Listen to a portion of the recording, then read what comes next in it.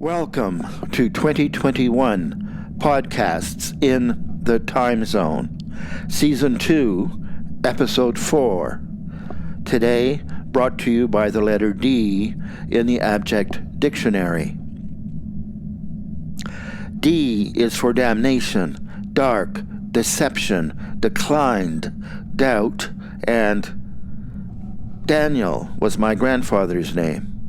My mother at his side when he died. She was 14. He was 47. I was born on his birthday, April 3rd, 3 weeks after my due date. I have a photograph of him in front of me, dated 1888. Death, Pain's healing game.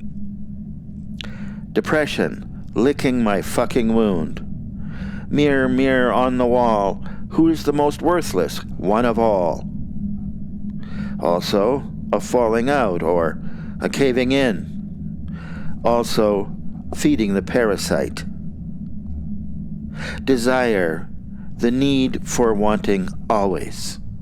Desire beats all. Divorce, the magnets turned. Desire's death certificate, failure of nerve. A pessimist's reward, a final decree.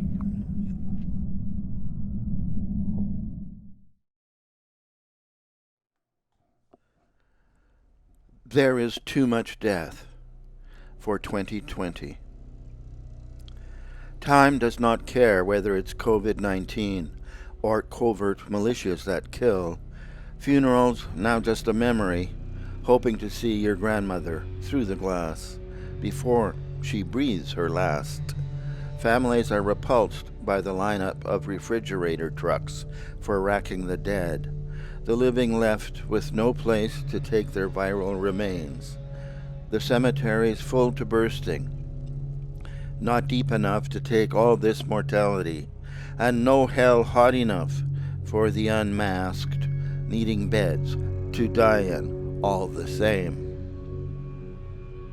Healthcare workers pay no mind whether you walk on the sunny or the dark side of the street with the shady national police in rental vans for the still breathing, as if it was possible to take away reality, captured on every phone, rolling digital video. Death is no secret. We can see it all in slow-mo, all those guns, all those aerosols, all those bodies. At home, I do not pray. I live in another country, afraid of all the violence. There is too much death so close to where I live. I shelter in my apartment, listen here to jazz hymns, like Haydn, like Peterson. Here, Webb's arrangement takes pain, washing it in the water, brings solace to the river, the one we all will cross.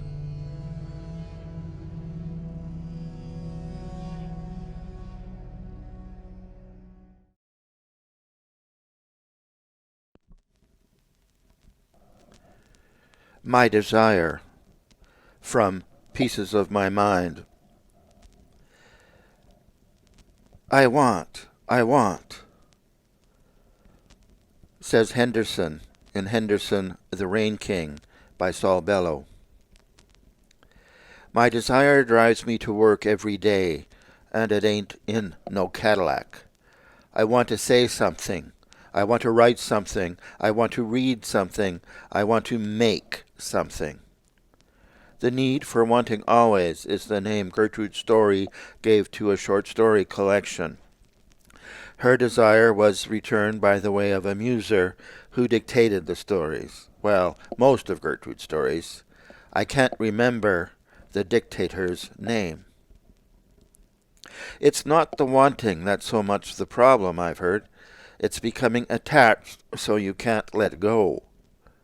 Makes sense to me like this. I want, I write a poem as good as I can, then I let it go. Then I want to make another.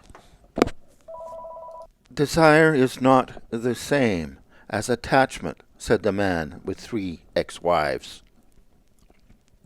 Diversionary tactics 2. Poet and Fred Ted Dick writes of his healing work with writing groups.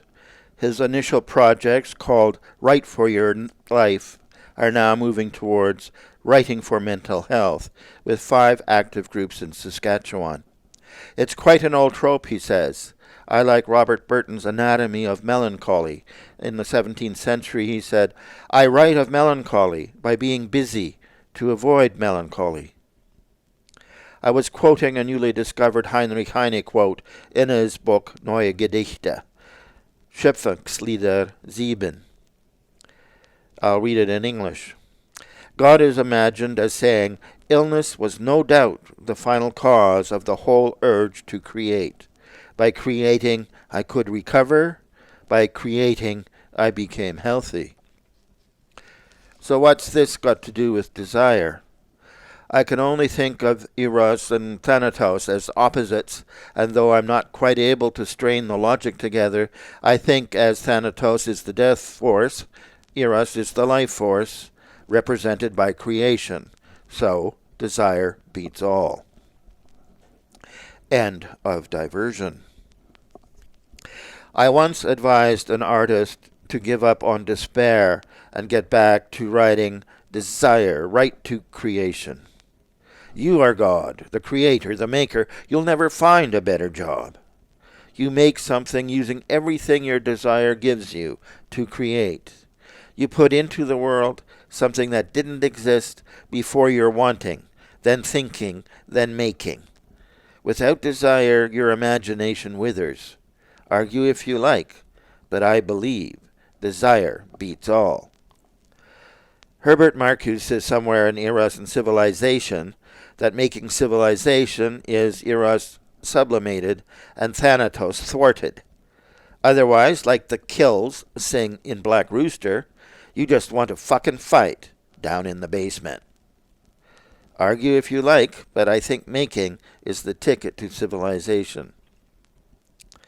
Without desire, I will die or want to die. I know while I am working, writing especially something new that didn't exist just minutes before, I am most alive in the sway of my free-ranging senses, making, creating something new. If that last thing left you can do is to keep creating, creation will sustain you. Creation is life-sustaining. I Get This, put succinctly by Tom Allen on CBC, speaking about Mahler at the end of his life. I hope my family and friends do too. This is Victor Enns, who has been reading My Desire from Pieces of My Mind. Thanks for listening.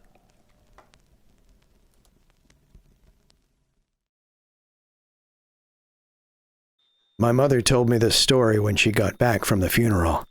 I was staying with her at home in Winnipeg for a few days, tidying up the remains of my last divorce. I sat with my mom as she finished her grapefruit half, which she had every night before bed. My flight to Vancouver was at a decent hour the next day. About 3 weeks ago, a cousin from Swift Current, Saskatchewan, phones Mom out of the blue from the bus station. My mother could not be sure she'd even met this cousin, Marta. There were 78 cousins at last count. "Marta," the woman said impatiently. "Rose's daughter. I need a ride from North Kildonan to my sister's funeral tomorrow in Plum Hollow. I'm staying with my niece for a short visit." Mom likes driving in southern Manitoba in her fast white car and agreed to take her. On the way to the funeral, Marta asks if they could stop for a viewing at the chapel before the body was taken to the church for the service. Marta said she had not seen the dead woman, her sister Beth, for a long time. Mom hurries the car and there is time to stop. The two go into the funeral chapel. There is only one plain-closed casket. They both sit and wait, even though Mother isn't sure for exactly what. Eventually, the undertaker comes to load the dead woman in the casket into his black, already running hearse, parked just outside the door of the funeral home. Taken by surprise, he does not hesitate to open the casket, stepping back into his office to allow some privacy. The hearse is still running, and the smell of the sweet exhaust fumes drifts into the chapel. Then Marta steps up to the coffin, looks intensely at her sister, and curses through her teeth. You poor, disgusting, hell-bound old bitch. I do not call you sister, but whore of Babylon. May the devil take you to burn in everlasting hellfire. My mother had not met either of these women before the day of the funeral. She admits she was shocked at how anyone, even a stranger, could speak to her dead sister like that, sending her to the grave with curses. Mum grabs Marta's elbow, hustling her out of the chapel, hearing the hurried footsteps of the undertaker. My mother got the whole story later. Marta told me the dead woman had a child with her son. Marta said he was 16 when his mother seduced him and kept the child. There was no mention of what happened to their baby. But the motherfucker was not allowed at the funeral. At the cemetery, Ed stood alone at the painted white iron gates and cried his eyes out. He was the kind of guy who shelved his Descartes before his Horace. He was the kind of guy who knew the difference between Roland Barthes, John Barth, and Karl Barth, taking a clandestine pleasure in the text comparing them. He was the kind of guy who thought there should be a 1 to 10 scale from gutter snipe to elitist. He was the kind of guy who would only support nuanced name-calling and mudslinging. He was the kind of guy who bought lottery tickets and never checked them. He was the kind of guy who had an empty folder labeled erotica on his computer. He was the kind of guy who was his own best imaginary friend. He was the kind of guy who would lie to himself before anyone else. He was the kind of guy who, when he realized he had entered the bath with his socks on, would take them off, wash them, and hang them up to dry. He was the kind of guy who put his glasses on to hear you better. He was the kind of guy who came to accept his catastrophic thinking as his superpower.